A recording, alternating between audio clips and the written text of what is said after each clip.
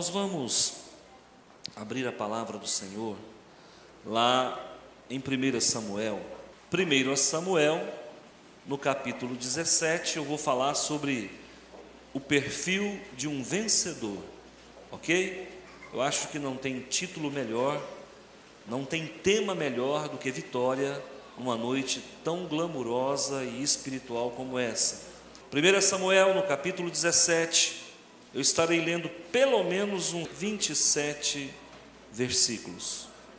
Ajuntaram os filisteus as suas tropas para a guerra e congregaram-se em Socó, que está em Judá, e acamparam-se entre Socó e Azeca, em Éfes-Damim. Porém, Saul e os homens de Israel se ajuntaram e acamparam no vale de Elá. E ali ordenaram a batalha contra os filisteus.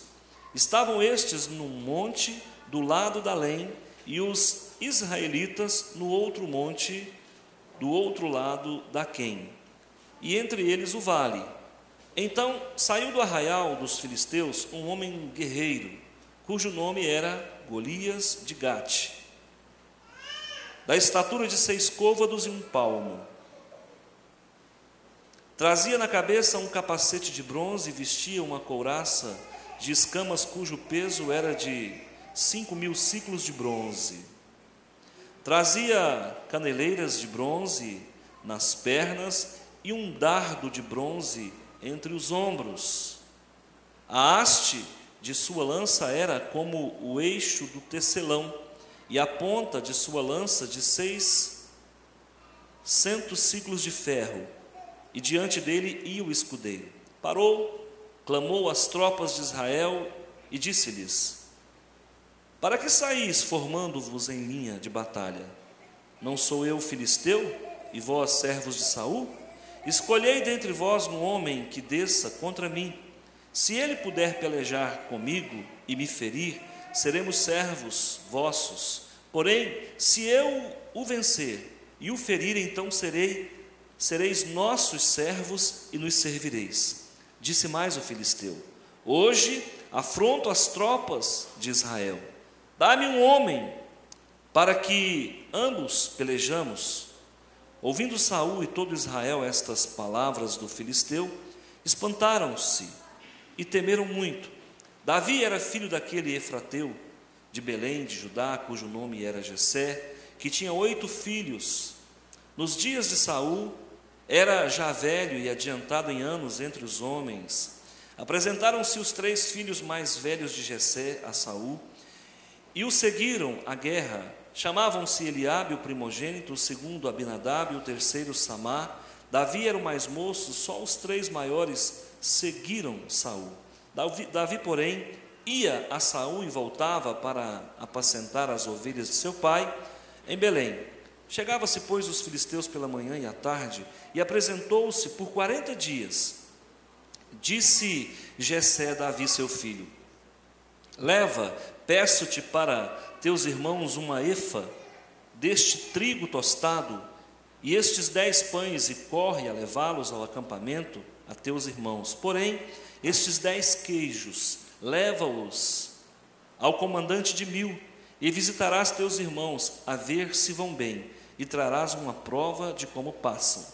Saul e eles e todos os homens de Israel, então, estão no vale de Elá, pelejando com os filisteus. Davi, pois, no dia seguinte se levantou de madrugada, deixou as ovelhas com um guarda, carregou-se e partiu como Jessé lhe ordenara, e chegou ao acampamento quando já as tropas saíam para formar-se em ordem de batalha, e a gritos clamavam a peleja. Os israelitas e filisteus se puseram em ordem, fileira contra fileira. Davi, deixando o que trouxera aos cuidados do guarda da bagagem, correu à batalha, e chegando perguntou aos seus irmãos se estavam bem. Estando Davi ainda a falar com eles, eis que vinha subindo do exército dos filisteus o duelista, cujo nome era Golias, o filisteu de Gate, e falou as mesmas coisas que antes falara, e Davi o ouviu. Todos os israelitas, vendo aquele homem, fugiam de diante dele e temiam grandemente, e diziam uns aos outros: viste aquele homem que subiu? Pois subiu para afrontar Israel. A quem o matar, o rei acumulará grandes riquezas, e lhe dará por mulher a filha, e a casa de seu pai isentará de impostos em Israel.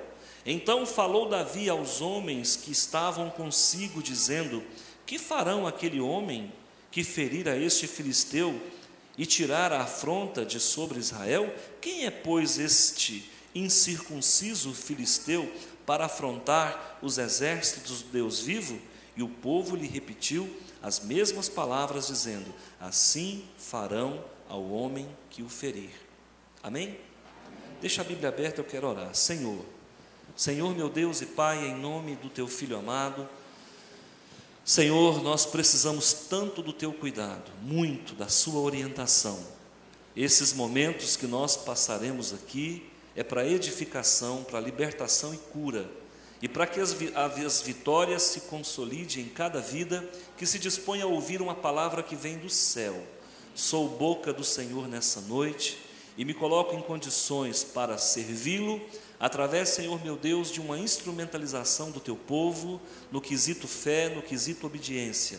Guarda-nos, Senhor, separa todas as forças contrárias e traz sobre nós o derramar do Teu Espírito.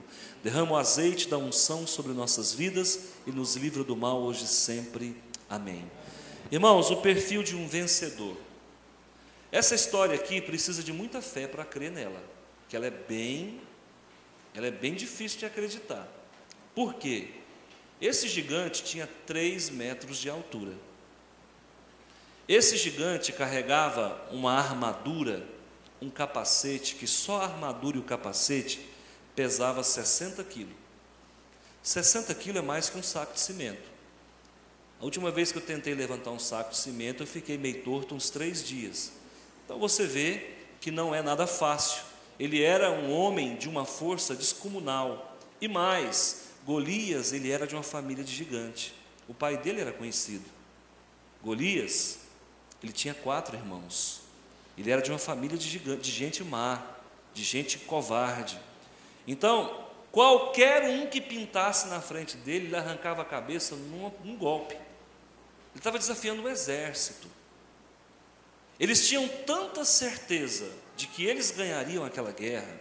E vocês sabem que guerra tem muito disso. Se você vai com convicção, se você vai com certeza, você já se impõe sobre o seu inimigo.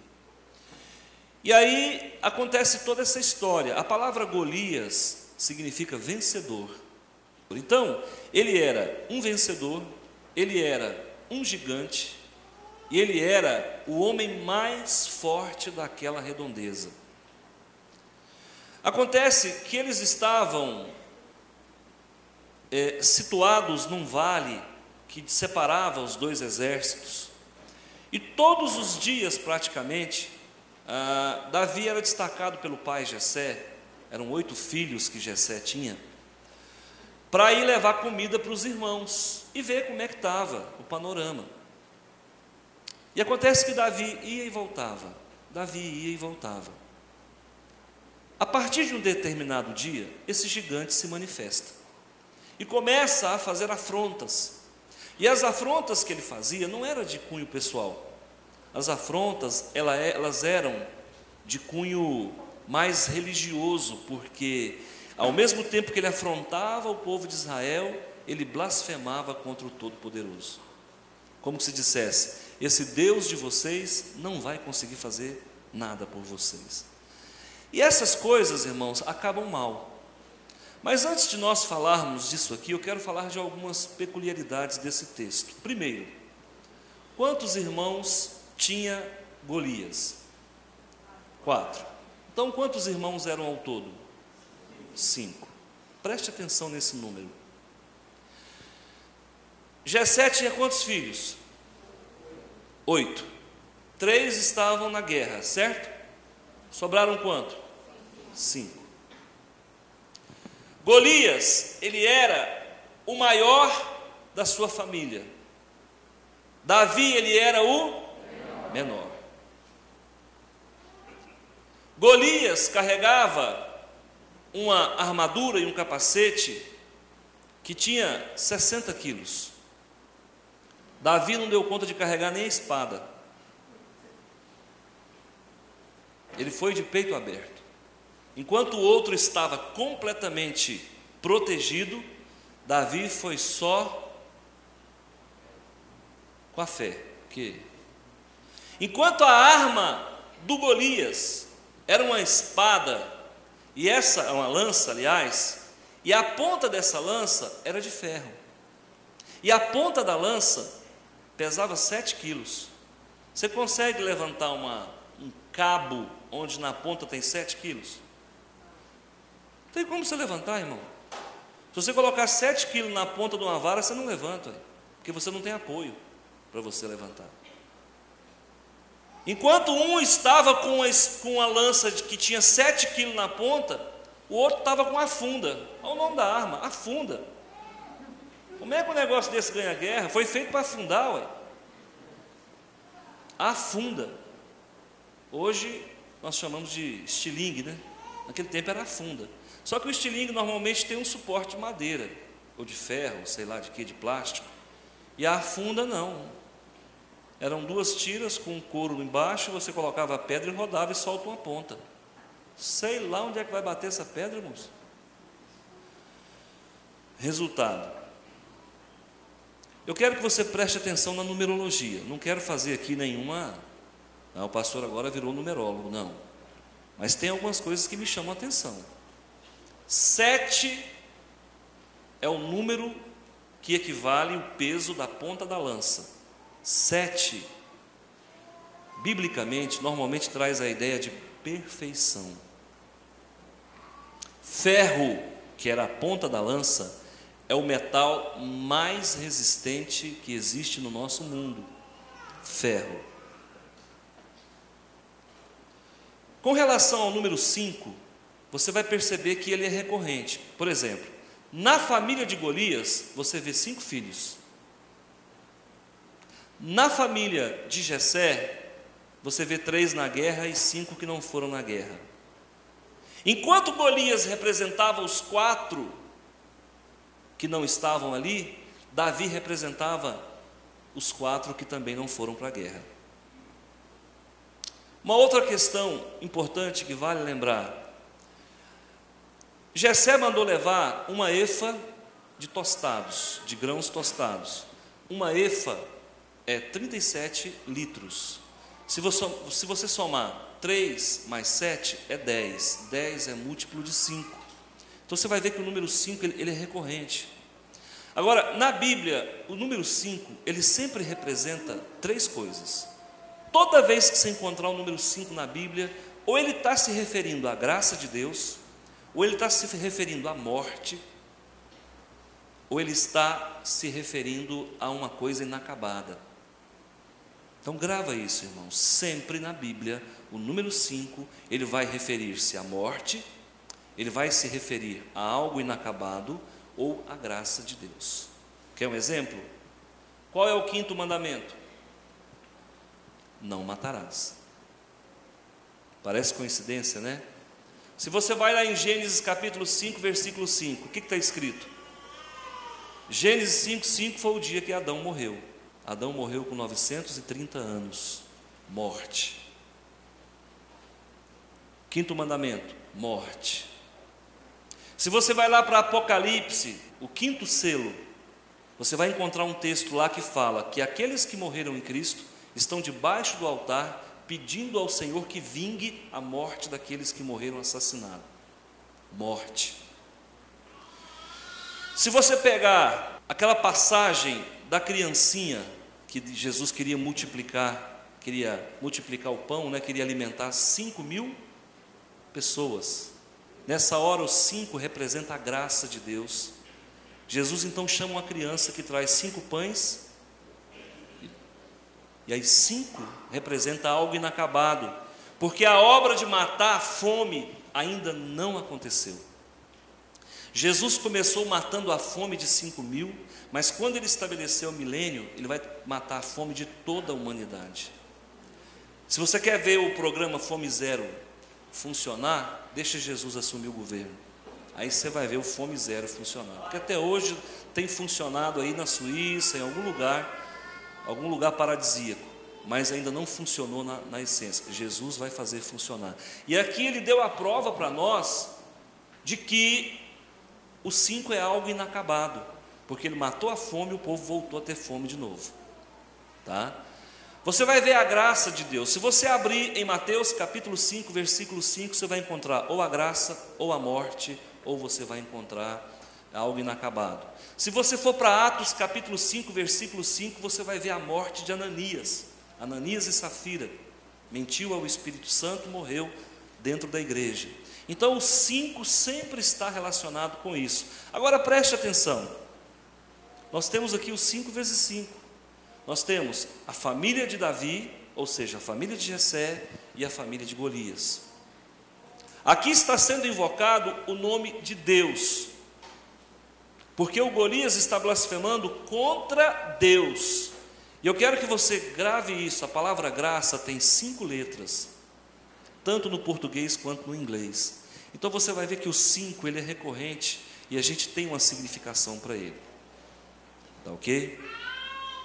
O que nós podemos destacar aqui? O que fez de Davi um homem vencedor? O que tornou Davi um homem vencedor?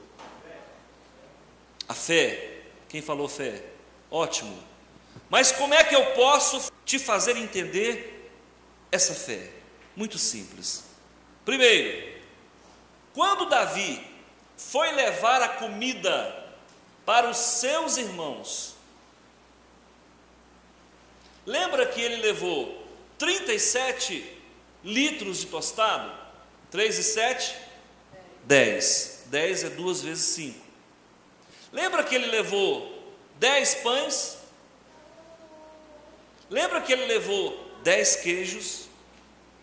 Então você vai perceber que quando você tem 5, está inacabado, quando você tem 10, está pronto. Percebe? Então Deus estava dizendo: olha, leva algo que representa para os soldados uma totalidade, uma consumação, porque o 5, que é Davi, ele vai começar a libertar o povo de Israel, mas ele ainda não vai concluir, porque ele só concluirá a libertação do povo de Israel da opressão dos filisteus quando ele assumir o poder. Por isso que Davi é 5, porque ele estava preconizando um tempo onde ele terminaria o seu trabalho. Eu não sei se você já é um 10 para Deus, ou se você ainda é um 5 para Deus. Se você é um 5 para Deus, você está no bom caminho. Se você já é um 10 para Deus, talvez já está na hora de você subir, de receber uma promoção. De repente é bom ficar no 5, né? Queridos, qual foi o ingrediente que levou Davi à vitória? Então vamos lá. Quando ele sai lá das regiões pastoris e vai levar comida para os seus irmãos, ele foi debaixo de uma sentença. Quem é que deu a sentença para ele? Jessé, o pai, disse: vai lá e faz isso, isso e isso. Isso tem nome. Espiritualmente chama-se cobertura. Se você deseja ser um vencedor, por favor, não siga carreira solo. Se você deseja ser um vencedor, não se tenha por último biscoito do saco. Se você tem desejo de ser um vencedor, você não é rei de cocada nenhuma. O vencedor trabalha debaixo de cobertura. E é por isso, irmãos, que nós estamos trabalhando aqui para gerar vitória na tua vida. Na noite de hoje, eu sou o Jessé da tua vida. Eu estou dizendo: vai e faça. E você tem que entrar com a contrapartida. E qual é a contrapartida? Fé. Qual é a contrapartida? Obediência. Qual é a contrapartida? Cobertura espiritual. Muita gente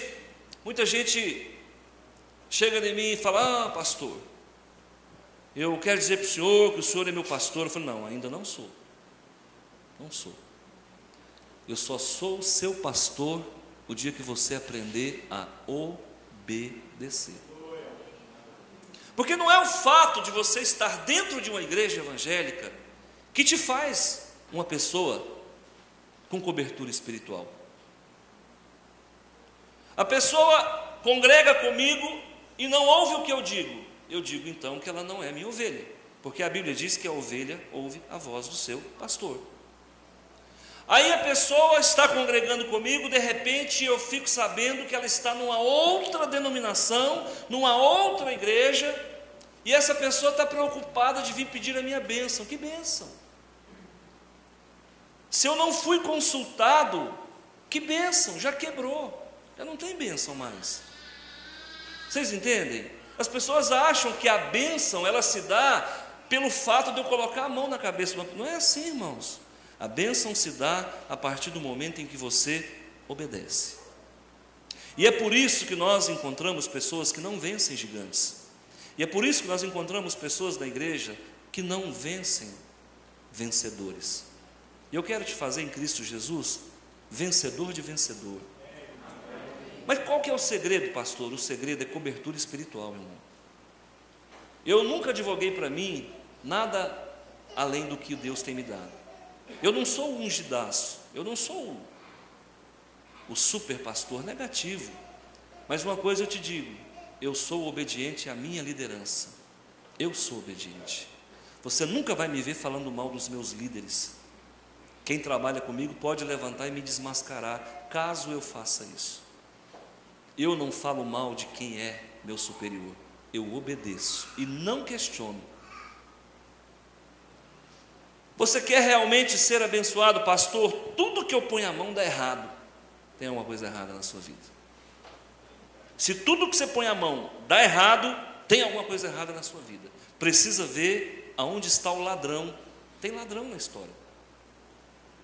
Porque você foi feito para vencer. Você foi feito para ser um vencedor. Se isso não se estabelece na sua vida, tem ladrão, tem alguma coisa roubando graça. Pode ser um pecado? Pode ser uma falta de cobertura? Com certeza.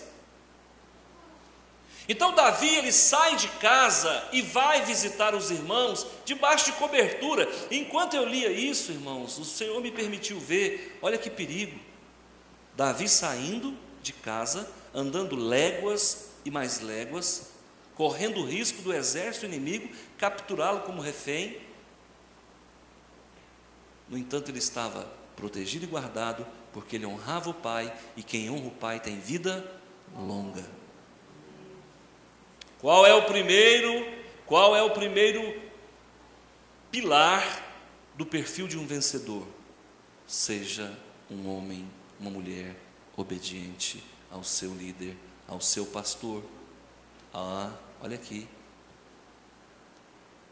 Sai da zona de conforto e vem comigo. Faz a leitura do teu pão diário, já que é tão difícil ler a Bíblia. Faz a leitura do pão diário, todas as manhãs. Coloca o que você entendeu. E eu faço um desafio. Se em 6 meses as coisas não melhorarem, eu cancelo esse projeto. Ler a Bíblia, meditar na palavra, não foi eu que inventei. Estou apenas resgatando algo que se perdeu. Aqui no texto, eu não li porque eu teria que ler mais. Você vai ver que quando Davi chega lá no arraial de guerra, e ele se incomoda com as afrontas, o que acontece? Ele vai até o Saul. Quem era o Saul, irmãos? O rei. Espera aí um pouquinho. Ele teve autorização do pai para carregar queijo. E quando o pastor mandar você carregar queijo, não carrega o doce de leite não, é só o queijo.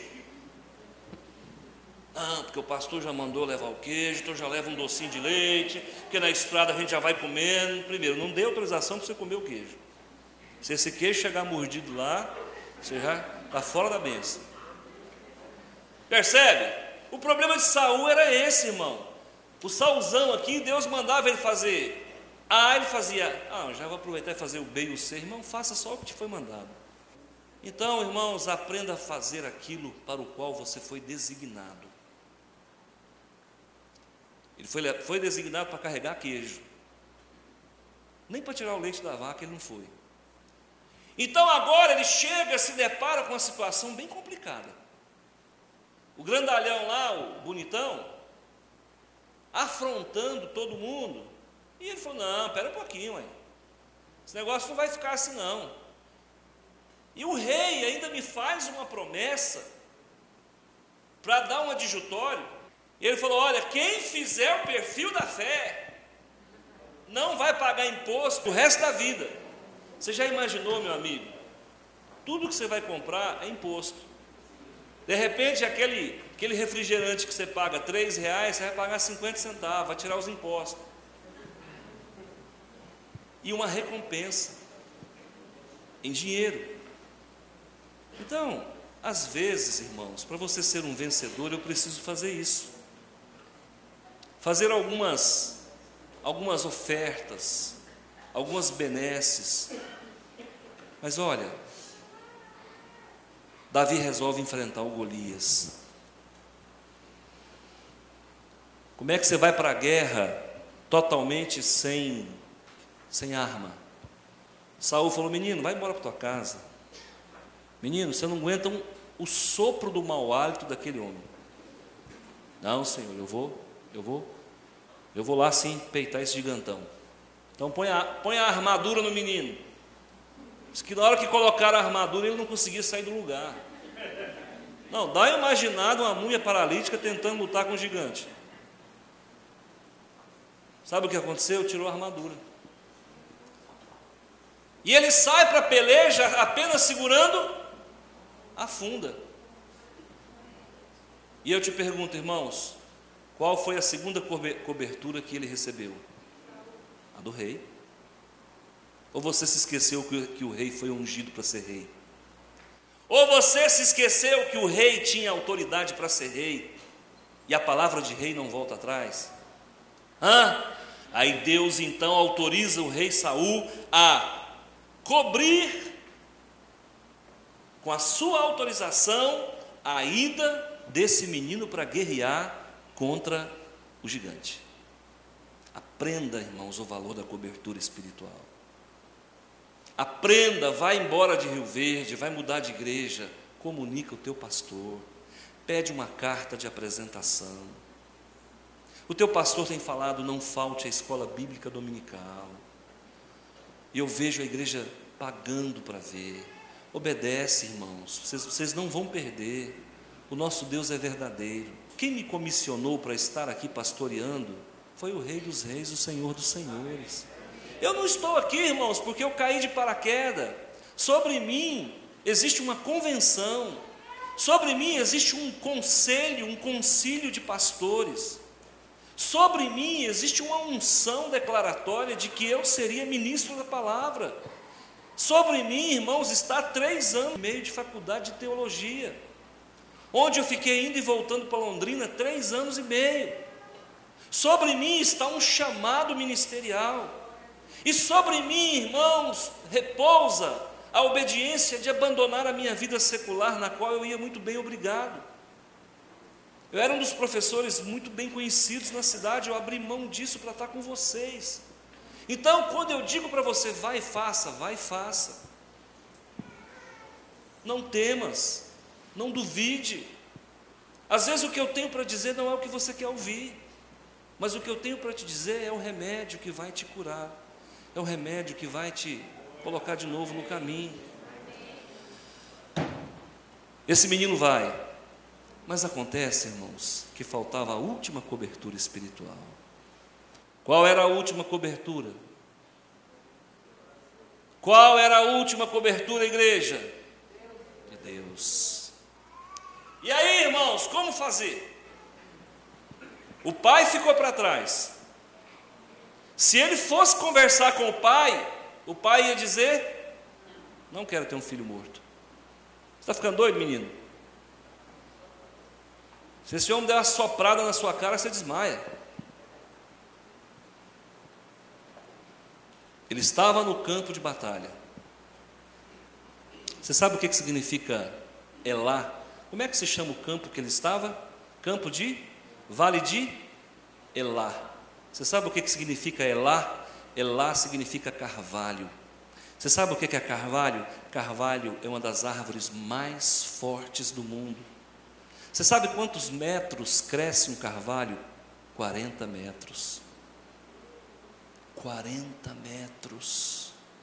O pai mandou ele para o campo do carvalho. O pai havia mandado ele para o campo da força.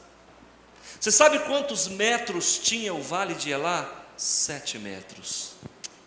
7.000 metros.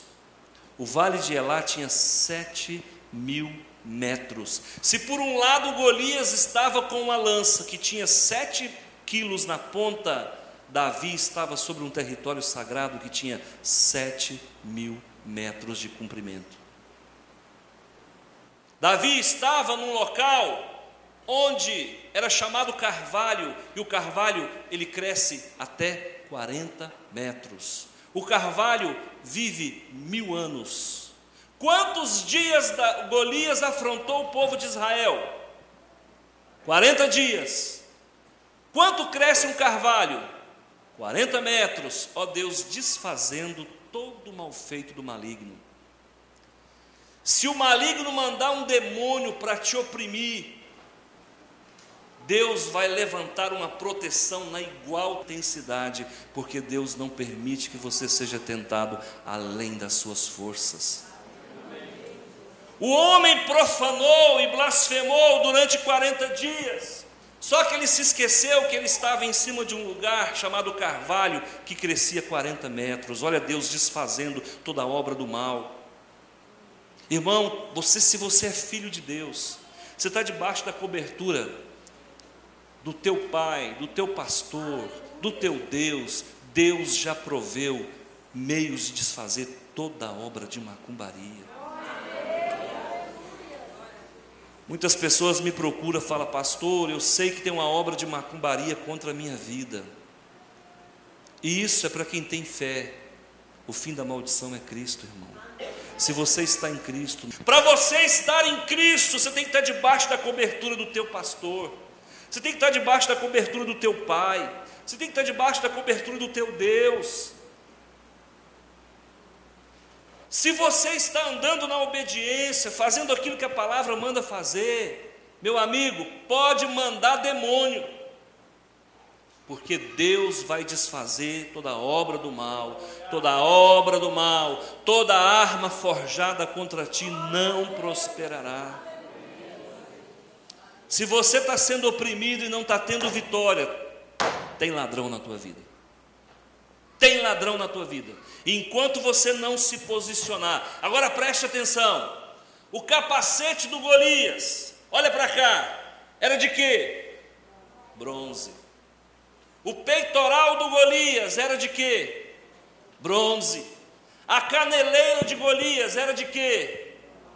O dardo que ele carregava nas costas era de quê? Bronze. Não te chama atenção? Você sabe qual que é o significado do bronze? O significado do bronze é jugo de escravidão. Você sabe o que o diabo quer fazer com a tua vida? Ele quer te fazer escravo. Lembra? Quando Sansão pecou lá atrás, Sansão não podia ver mulher, irmão. Quando ele pecou lá atrás, que os filisteus, esses dito cujos aqui, o prenderam, ele foi colocado num lugar entre duas colunas, de quê? De quê? Bronze. Ele foi colocado para andar em círculos, como o cavalo que moe a cana. Furaram os 2 olhos de Sansão, com faca, com objeto cortante. Sabe o que o maligno quer fazer, irmãos? Primeiramente, ele quer dominar a sua. Olha o capacete de bronze. Tudo que ele tem feito é para dominar a sua mente. Não obedece a esse homem, não. Esse homem está arrumando trabalho para você. Esse homem está colocando jugo na sua vida. Nós estamos vivendo na época da graça. Esse negócio de ficar fazendo perfil de fé, isso é bobagem. Faz isso não, você é muito ocupado. E ele só fala aquilo que as pessoas querem ouvir.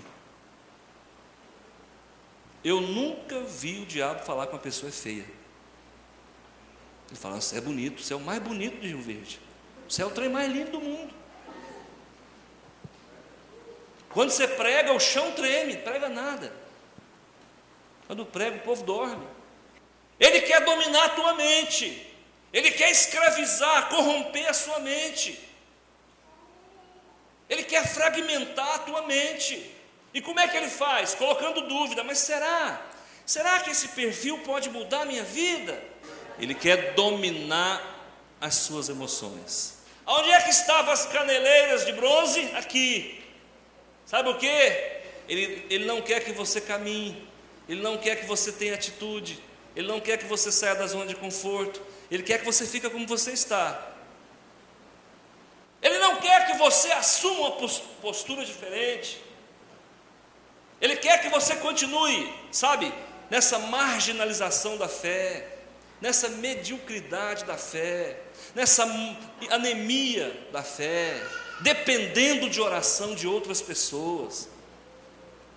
Irmão, se você buscar o Senhor da forma como nós temos proposto aqui, deixa eu te falar, você vai chegar em mim e falar, pastor, deixa eu orar para o Senhor. Você que vai querer, pastor, estou sentindo que você está precisando de oração. Vem cá, baixa a cabeça aqui, pastor. Na hora eu vou estranhar, mas eu vou saber. Pastor, não repara não, foi o perfil que fez isso comigo, viu? O Senhor me ensinou o caminho das pedras, agora o Senhor vai ter que me aguentar. Amém, irmãos? Vencedor, perfil de um vencedor se dá dessa forma. Cobertura espiritual. Agora, para arrematar, para finalizar a nossa palavra, ele usa uma expressão aqui, que aí ele entra na última cobertura, que é a cobertura de Deus, quando ele fala assim, ó, versículo 26, então falou Davi aos homens que estavam consigo, dizendo, que farão aquele homem que ferir a este filisteu e tirar a afronta de sobre Israel? Quem é, pois, esse o quê? Você sabe o que é isso? Você sabe quem é que está te afrontando? Você sabe quem é que está te humilhando? Você sabe quem é que está te roubando? Quem tem te feito chorar? É gente que é incircunciso, não conhece o Todo-Poderoso. É gente que está fora do pacto da graça, é gente que está fora do pacto da circuncisão, é gente que não conhece o Deus, que não tem promessa na sua vida, é gente, irmãos, que blasfema e que Deus para eles, o importante é ter uma religião. Esse tipo de gente não vai para lugar nenhum. Nós não somos melhor do que ninguém, nós somos apenas circuncidados no coração, nós somos circuncidados na mente, nós somos circuncidados nas nossas pernas, e pode vir com dardo inflamado, porque vai bater e vai voltar. Essas pessoas que te fazem sofrer não conhecem Jesus, e não é pelo fato dessa pessoa estar frequentando igreja que ela é do Senhor, não. Muitos serão chamados, poucos os escolhidos, nem todos que se dizem Senhor, Senhor entrarão no reino dos céus. Muito será pedido aquele que muito recebeu, e você recebeu, e agora o Deus está pedindo de você obediência, e essa obediência vai levar você a uma vitória. Agindo Deus na tua vida, quem impedirá, irmão? Por que você tem que ficar de cabeça baixa?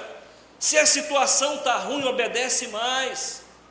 Se a situação está ruim, sai da zona de conforto, faz um voto. Pastor, a situação está ruim para o meu lado, que hora que você acorda, irmão? Eu acordo às 9, irmão, vai orar, irmão. Pastor, a situação está ruim, que hora que você sai do culto? Eu tenho que sair 15 minutos antes de acabar. Irmão, a situação está ruim, pastor. Irmão, quantas vezes você vem à igreja? Não, eu vou todo domingo. É o crente que está passando de bom, está passando de bom. Já viu o crente está passando de bom? Ah, eu vou orar um pouquinho, mas está passando de bom já. Não tem cobertura, não obedece, sabe, não resgata para si a aliança. Meu irmão, você quer saber de uma coisa? Ó, Senhor, eu tenho honrado meu pai e minha mãe. Senhor, eu tenho obedecido o meu pastor. Ele disse que é para andar uma milha, eu estou andando 2, do jeitinho que ele mandou. Senhor, eu sou teu filho e eu não quero ser derrotado, e a partir de agora vou partir para cima, igual um CBTzão, um tratorzão de esteira, e quem estiver na frente sai, porque o vencedor de gigantes está indo.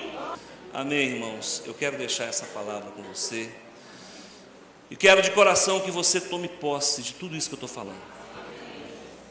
Grava isso, vai para debaixo da obediência. Obedecer não é fácil, é difícil, porque você vai ter que morrer. A si mesmo se negue, tome sua cruz, tem que obedecer, e para obedecer tem que morrer. Pastor, eu tenho medo de defunto. Então, irmão, você está frito, porque você é o primeiro defunto da noite aqui.